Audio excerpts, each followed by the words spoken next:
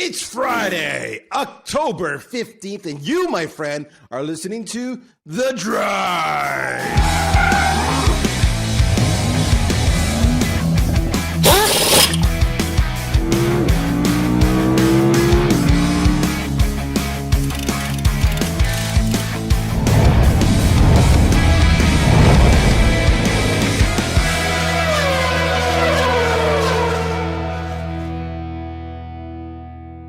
Okay, now I got a big-ass guy smiling with me with glasses in a new location. That's not Ollie. That's definitely not Catherine. Who are you?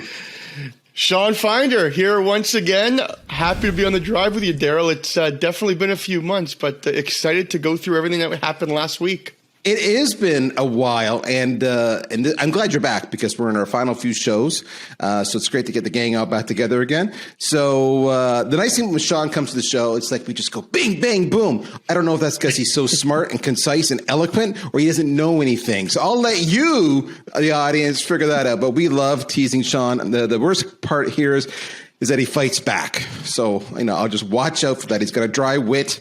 And if you don't know Sean, you should follow him on LinkedIn with all sincerity. Sean was the co-founder of AutoClose, whom VanillaSoft acquired. He is a legend in his own capacity, co-host of the 0 to 5 Million podcast. You will hear him everywhere. He is at all the shows, all the podcasts. He may talk more than I do, and that's saying something. So that's fantastic. The difference between him and I, though, is that he's actually smart. So there we go. That's it. All right. The road ahead. We've always been talking about every single week. The last couple of weeks, the road ahead coming up in mid-November in London, England, is the B2B Marketing Expo, where we are a title sponsor. And funny story, Sean, you know what I'm doing right now? Tell me. This is where you say, there we go. See, there's this straight man. He's awesome. I am pulling together a list of VIPs. So as our function in the title sponsor, not only do we get to speak multiple times at the show, but by the way, you guys need to go. It's actually a really good show. We've been there year after year after year. If you're in anywhere close to London, drive there. It is the show to go to for like all sales and marketing tech. There's a party. There's a party on the first day of the show. It's held outside the main hall, and it attracts hundreds and hundreds of people. But we have a roped off section in the party. Like they're going to be a big ass bouncer there with muscles the size of my car and a shirt that's way too small for them. Okay. And you have to be a VIP to get into this roped off section. And that's the VanillaSoft VIP segment. And we're going to have upwards of 40 VIPs. And I've been pulling together a complete who's who of all the players in the United Kingdom. So invites are going out as we speak, but I fully expect the usual culprits, people like Dan Disney, Alison Edgar. I was talking to Benjamin Dennehy last night. He's just rearranged his schedule to attend. Steve Burton. I mean, it's crazy how many people we get here at this VIP event. So I'm looking forward to catch up to my old friends. I'm looking forward to having so much like brilliance and sales talent. And some might say sales influencers, because we're going to end the show talking about sales influencers, since we're starting talking about sales influencers. So stay tuned with that little tease. So Sean, looking forward to that in the VIP list. And my friend, I don't want you to be sad or distraught, but you do not have a British accent. Therefore, you are not on the VIP list. That's it. Just so you know, I'm going to break the list. The one thing the audience has to realize also, Daryl going to an event like this, and if there's a party, I can only imagine what he's going to be wearing there. So if you're not going for the drinks and stuff for the party, you have to see the suit, the jacket that Daryl's going to bring out there, because he is always dressing to impress. I have to actually get myself a new jacket because I haven't had to have a loud, bold jacket in quite a while because of the whole COVID thing. That's a good point. Now, one more thing for me to do. All right, so that's that. Let's move on to money, money, money. All right, Sean. Little company called Carrot. I did not know of this company, nor did I know what they do. So I'm going to flip it to you. Tell us, who's Carrot And what do they do? And how much is that worth? So Carrot is a technical interviewing company as a service platform that just raised $110 million at a $1.1 billion valuation. And the interesting to me is, it's already a pretty saturated market. I find that there's tons of different tools, skills, problem solving, all these different things you can do to find out who the best candidate is. So what will be interesting is how do they actually differentiate themselves from all the other players in the game? But either way, that is a big valuation for a company because personally, Daryl, I actually never heard of them either. But I do know that there are a lot of players in the game. So this will be interesting to see what they're going to use that money for. So if you're naive like Sean and I, Carrot refers to itself as an interviewing cloud. All right. So basically, it's, as Sean said, interviewing as a service. So what does that mean? That means they allow customers a way to funnel their candidates to Carrot's team of trained online interviewers, typically engineers themselves.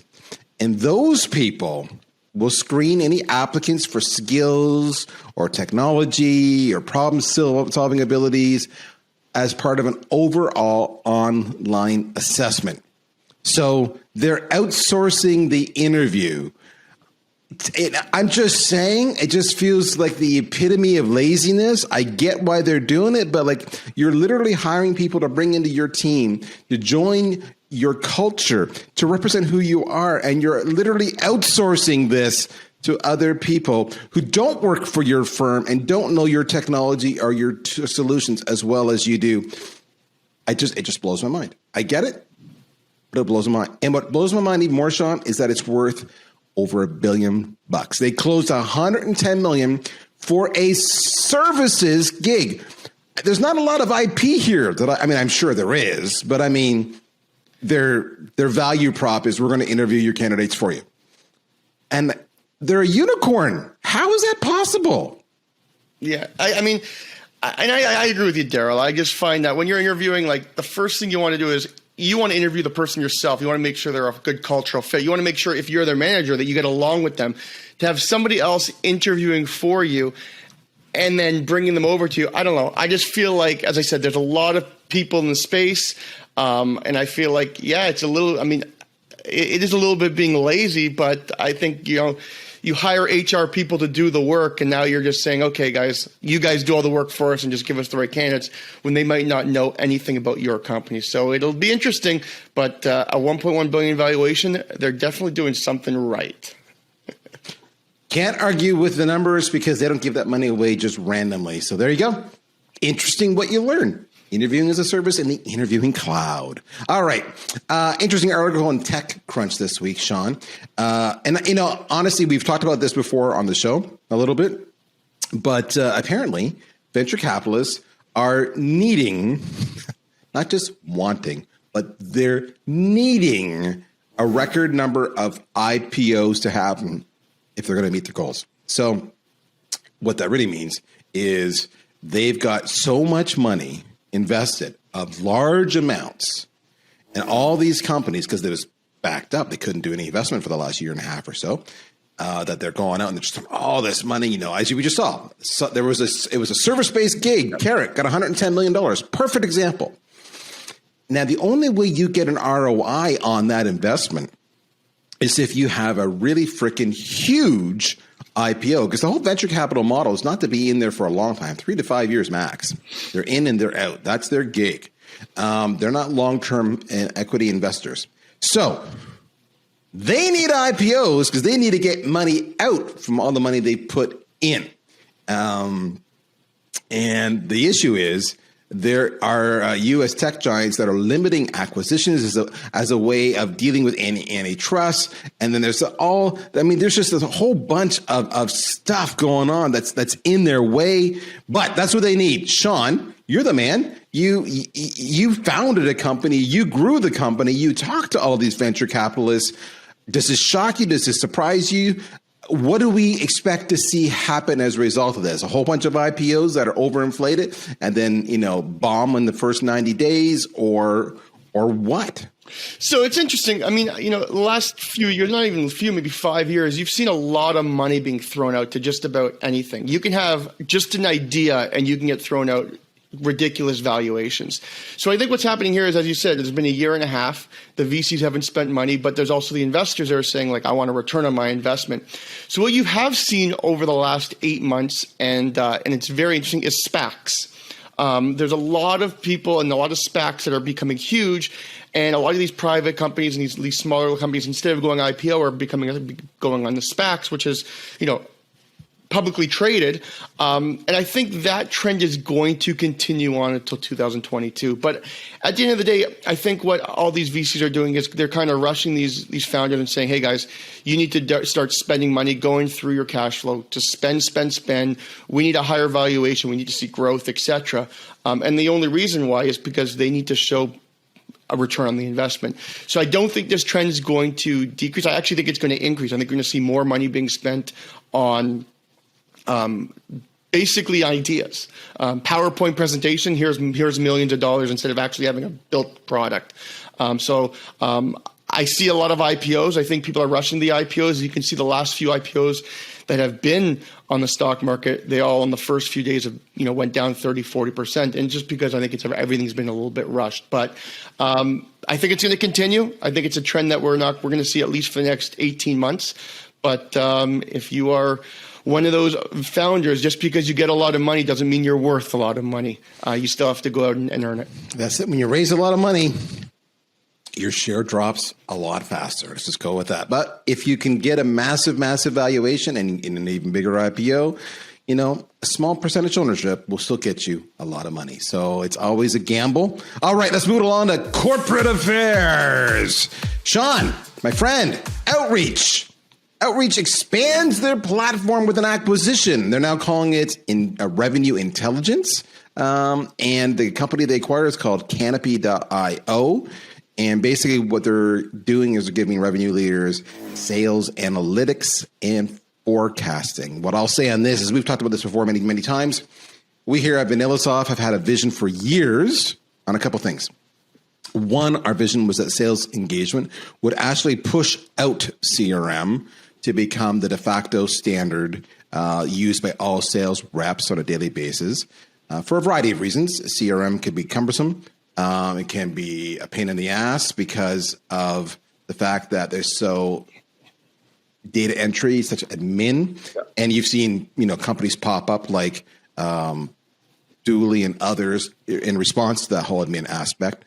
And if you're going to push out, if you're going to become the system of record, not unlike how marketing automation became the system of record for marketers, then that means you need to expand your footprint, which means you're going to go into sales opportunity management. You're going to go into sales forecasting. So we saw SalesLoft.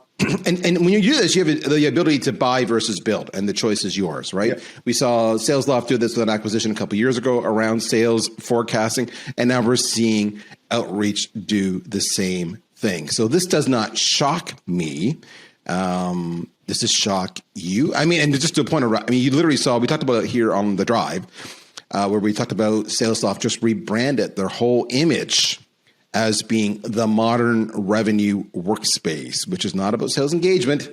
It's about, that's where the sales reps who own revenue work. Yep. So you're seeing a reaction to that.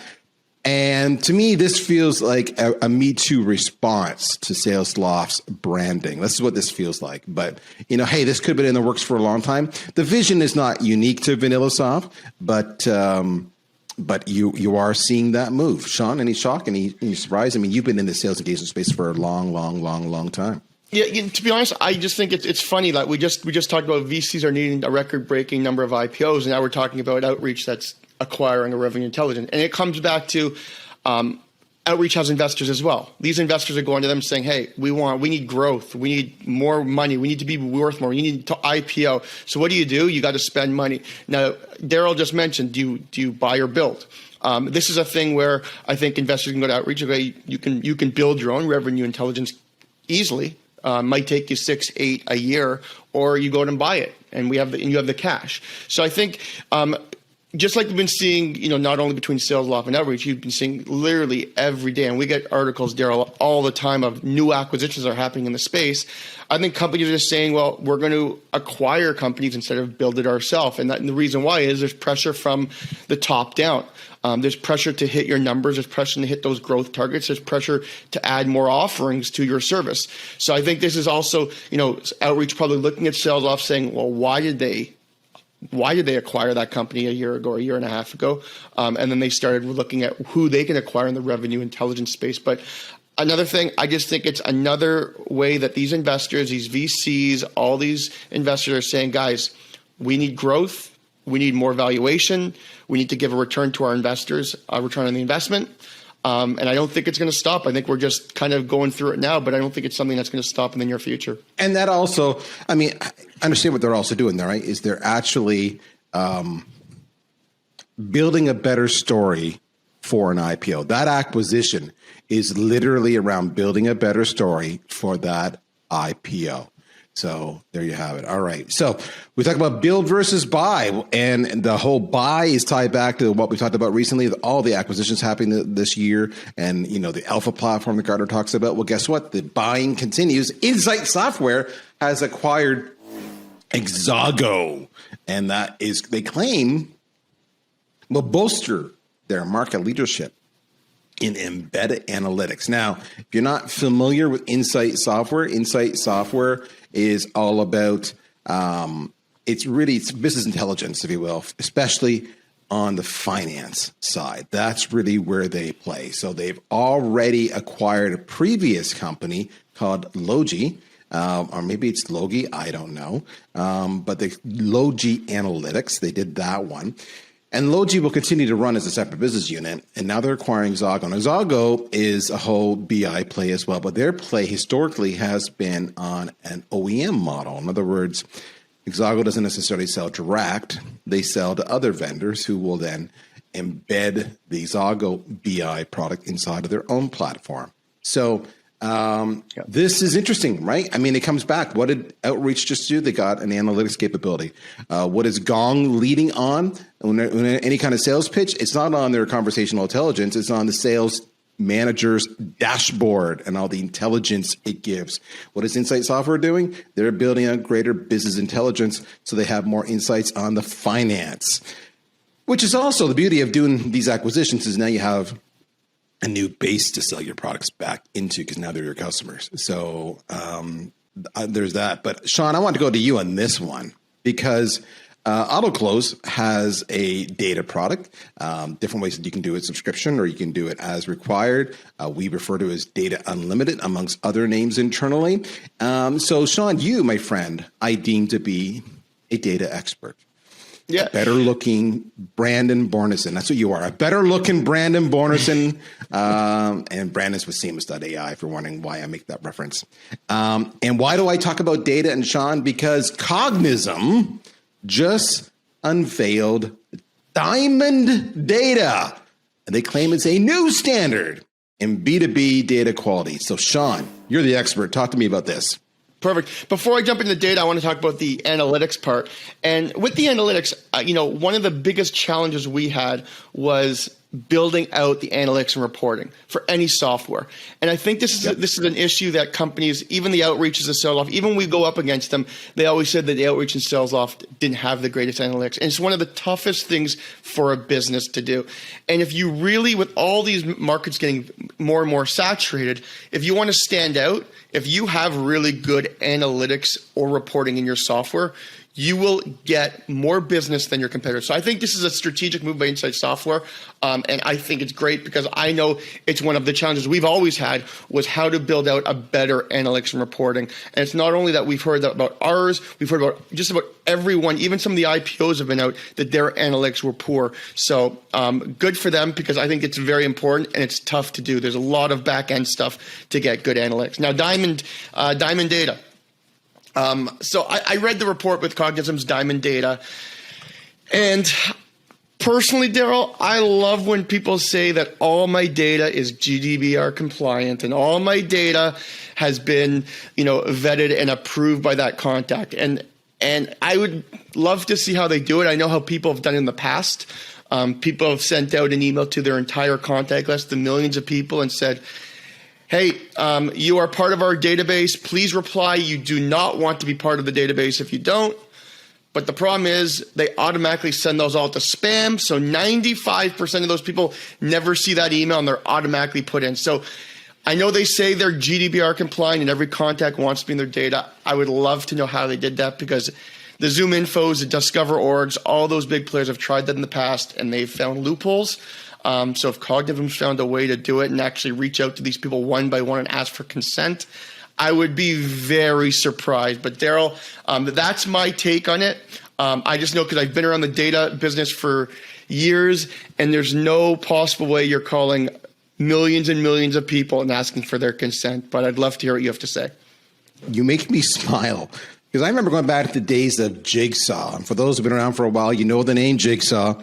Yes. Jigsaw was a great business model. It all began with the premise being that you can do basically crowdsourcing of data. So if I was calling into Sean Finder and I had Sean's business card, because I talked to Sean, I could literally enter in, Sean's data on his business card, phone number, email, title, company, all that kind of stuff. And I got credits. I got a reward for doing that, which I can then redeem to get data for somebody else. So all the sales reps were using it, and it was just a glorified exchange. And it worked brilliantly, so well so that they were acquired by Salesforce, and that became data.com. And then guess what? Data.com is not in that business anymore. They actually killed it. They killed it after several years of trying to make it work. Yep. And I know because I presented at Dreamforce with the folks from Data.com years ago on how to actually have clean data and use the data and be compliant and everything else. At every step along the way, the biggest question that comes up is, how do you know the data is clean? Or that's the biggest bitch you hear from sales reps, is the data is not clean. And they'll always, and every single sales rep will say, we personally clean it all. They can opt out. Now, Sean, I'm in my 50s. I have never once received an email that said, Mr. Prell, would you like to opt out? You are in our database. And it's exactly what you say. They claim it. I've never seen it.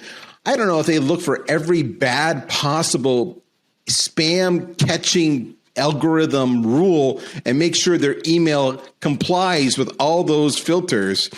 Maybe they, things like, opt out for free, whatever it might be to get captured and put. They actually put spam in the subject line. That's what I'm saying. So the free. Put the spam. Yeah, so they put spam everywhere so that you don't see it. So I think what Cognitism has done is actually a negative, because I think it's putting a big spotlight on the fact that it doesn't work. That's what I think. I think they've drawn attention to it. I know why they're doing it, but that's just my reaction. I wouldn't have done it. Yeah. Because the thing is, too, it puts you in a position that if the data is not clean, I subscribe to Cognitism, and the first call I make, the person is like, where'd you get my name from? I'm going to be now calling Cognitism ticked off, saying, what the hell? You told me this was diamond data. Yeah, exactly. And the only company from my record that actually did it was back in the day when Discover.org first came out. They actually only focused on IT people. So they didn't focus on the entire market. They focused strategically, and they had people actually calling people. But to actually, you could just imagine to go through 50, 60, 80 million people and say, I'm going to email each one and call each one. And each one has told me, yes, please email and spam me anytime you'd like. I've never gotten the call. I've never received an email to be on any list. And if you Google my name, I'm on every single list. So I just think, I think it's going to turn out to be a little bit negative, because unless they actually found a way to do it, which I don't think they did. This has been done before. And as I said, data.com, I think it was 18 months after the acquisition, they ended up falling out. So I'm with you, Daryl, on this one. All right. So with that, sticking with data, sticking with Sean being the expert. Sean, I'm so glad you joined us today, because this is your groove. Zoom Info. Oh my gosh, I am drunk. Zoom Info Passport. Zoom Info Passport. All right. So Sean, apparently, they have Zoom Info has released expanded company and contact data sets under the brand Zoom Info Data Passport. They did not call it ZoomInfo Diamond, just so we're clear on this. ZoomInfo Data Passport. They claim to have boosted their European coverage, mobile coverage, everything else. Sean, what's your reaction? Because when I was looking at the news, even the news itself was saying that this announcement was a little bit confusing. So over to you, my friend. So I think it is a little bit confusing. To be honest, I actually don't mind Passport as the name over Diamond. I think the Passport's kind of cool. What they've done really is they've basically taken their data and they've just expanded to Europe. And this was, it had to happen because a lot of the competitors in that space do sell global data, and people are now selling not only in North America.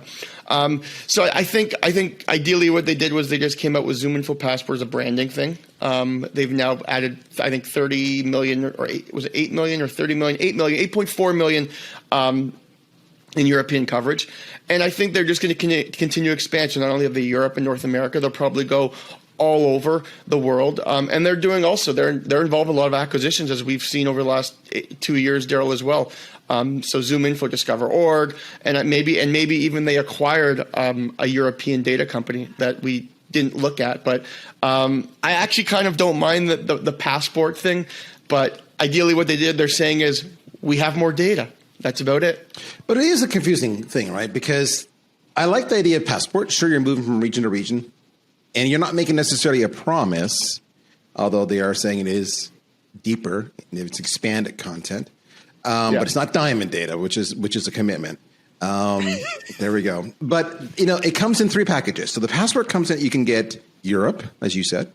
You can get North America Plus if your only business is in North America, or you can get global. And to your point, they claim the European data set is GDPR compliant. Now, there's a caveat. It's only GDPR compliant with firms of at least 100 employees. So less than 100. It's not necessarily GDPR compliant, which means you can't use it. But here's the thing. Even if it is GDPR compliant, you still can't email these people blindly, which is what most sales reps do, because that's not compliant. You can cold call them, but most people will ignore that. So they're really playing on a fine line here. But where it's even more confusing, so that you have these different brands, fair enough. Their website cites 100 million companies, but the global Passport, which should be everybody, it's global, only covers 34 million, to your point. So there's a delta here of 66 million. Are those what are those companies less than 100 million? 100 employees? Are the other 66 million? I don't know. The other thing that's not clear is, does the data Passport with its deeper data set feed into ZoomInfo for Sales or ZoomInfo Recruiter? We don't know that. We do know that it's available for the ZoomInfo's data as a service product. So, yes, they bundled it. Yes, it's interesting. But yes, I still say this is confusing as hell. And if, Sean, you were a sales rep trying to convey this to a prospect in a short, sweet, concise manner, would you have an ability to do that? It is confusing. And also, does that ZoomInfo Passport, does that give me access to all 3, or do I have to choose only one of those 3 packages as well? Because you would think Passport, you would have access to email anybody in the world, global, Europe, or North America. And yeah, it is confusing. I mean, 100 million companies, and then they say global 34, so numbers don't really correspond with each other. Personally, I'd have to dig a lot deeper to get that sales pitch going for this one, because just from what I've read, it doesn't sound like it's that easy to understand. So definitely would have to dig deeper to find out exactly what they're trying to get here. But obviously they're trying to do something with this Passport thing. It sounds like you're going on a flight with ZoomInfo. But it does sound that way. I agree. All right, let's move it along to our weekly rant and our good friend Ollie. Let's hear what Mr. Ollie Whitfield is ranting about this week. Ollie, over to you, my friend. Hey, what's up, everybody? So this week I'm going to talk to you about something I'm seeing a lot more of, and it's definitely not new, but I'm finding it quite annoying. So I go across my social feeds, I get into my email inbox, and I'm being hit left, right, and center by these conferences, these events, these speakers, these webinars, all of it, which all of us are getting, right? Problem is, though, and me as the person who is putting these events on for our companies here, you are finding it difficult more now than ever to get someone who has walked the walk, right? we're getting a lot of people who can talk the talk, and they're all popular and they've got big social profiles, and all of their buddies love them for how many obvious things that they can point out on a daily basis on their posts, right? But the people that walk it really do the work, and they're really, really expert level. They're kind of harder to find because there's so much of the fluff, so much of the junk out there. So I can go and find you 1,000 ABM expert leaders, gurus, coaches, Swiss Army knives, ninjas, blah, blah, blah. And I'm already falling asleep as I say it. But can I find you a really, really good person to do ABM work? Probably not. And I'd like to talk to them, even if I get less registrants on my thing, my podcast, my webinar, whatever, right? I don't know. Do you guys find this a bit nauseating? I'm getting a bit tired of it now. All right, Sean, I'll let you respond first. What do you think of his rant, and what's your response? Well, I mean, I don't 100% disagree with Ollie. I think that, sometimes it's great to not only hear from the people that have been there, done that, meaning a sales coach, etc., but actually hear from the salespeople that are on the calls day in and day out. Because, a sales coach might be a sales coach for 20 years, but the way coaching was done 20 years ago, or the way they coached 20 years ago at a conference, I want to hear from how are people on the phone calls today? How are people replying to your emails today? What are the different subject lines that we're working now? So, I mean, Ollie isn't wrong to say that, he wants the people that are actually, sinking or swimming in the ocean, and not the people that are on the boat. So I'm not 100% against, his little rant against the influencers are going to conferences right now and talking. So he's not wrong, and I understand his bitterness. Here's the thing. 90% of the population is not as savvy as Ollie is on this topic, and they think when those people are up on stage speaking that they are speaking from truths and experiences that were as recent as yesterday, to your point, not 20 years ago. There is a difference, and folks, when you're following influencers, you need to understand there's a difference between, I'll use sales, the discipline of sales as an example. I can be a sales trainer, or I can be a fractional sales leader. Now, both could be influencers, but the basic difference is this. A sales trainer is teaching you how to have a better sales script or how to have a better email, and they will do it with you. They'll hold you. If a good trainer will pick up that phone and say, this is how it's done. So a good trainer is still doing it, but they're not doing it for 8 hours a day. They might do it for half an hour every couple of days. And a good trainer, though, is also developing their own business too, right? So They are not totally out of it, but they are often relying upon their brand. So if Mark Hunter calls me, I'm going to go, Mr. Hunter, yes, sir. How can I help you, sir? I'm so honored you called me, sir. Oh, you want me to buy your services? Let's talk, sir. And whereas if Ollie called me, I'm going to say, Ollie, who? Why are you bothering me? I don't have time for you. Click. So there's an element of that. Whereas a fractional leader is actually still actively running a business or multiple businesses for multiple companies or clients. And they are indeed in the exact same grind and battle that you're in. And so they do have contemporary experiences from multiple clients and diverse cultures and products and offerings and pricing models and everything else. I'll take a fractional influencer over a training influencer any day of the week, with no insult to my training friends. I just think they're deeper into it. And to that point, Ollie, I think you're right. But Ollie, like anything else, you need to be discerning. And I find way too many people aren't. They would rather cheer and become fanboys than actually use critical thinking. That's it. I said it, kids. You're guilty of not critically thinking. That's me. Am I an old man, Sean? Nah, you're still young at heart, Daryl. You're still young at heart. Oh, did you see how he dodged that? He didn't actually say I wasn't old. He just said I was young at heart. He's a bastard. I never liked him. Why do we have Sean Finder on this show? Sean, tell us about your podcast. Yeah, so we have the 0 to 5 million podcast. We try and bring entrepreneurs, business owners that are doing anywhere between 0 to 5 million. And what we try and do is find out what are the early on mistakes. How did you get your first clients? And we teach the audiences, kind of how to grow that business from 0 to 5 million. So listen, we put about 1 to 2 episodes on every single week. We've had some amazing guests. So you'll definitely learn something from our podcast. But yeah, it's just great to hear the different mistakes entrepreneurs make. And I'm sure if you are an entrepreneur and you're listening to the podcast, you can probably resonate to 1 or 2 of them. All right. So if you're thinking, what do I do with my every Friday at 3 o'clock time slot where I listen to The Drive when it comes to at the end of October? It's simple. You replace it with the 0 to 5 million podcast. Phenomenal lessons. My friends, we're out of time. That's Sean Finder. I'm Daryl Prale. And this is The Drive. We'll see you next week.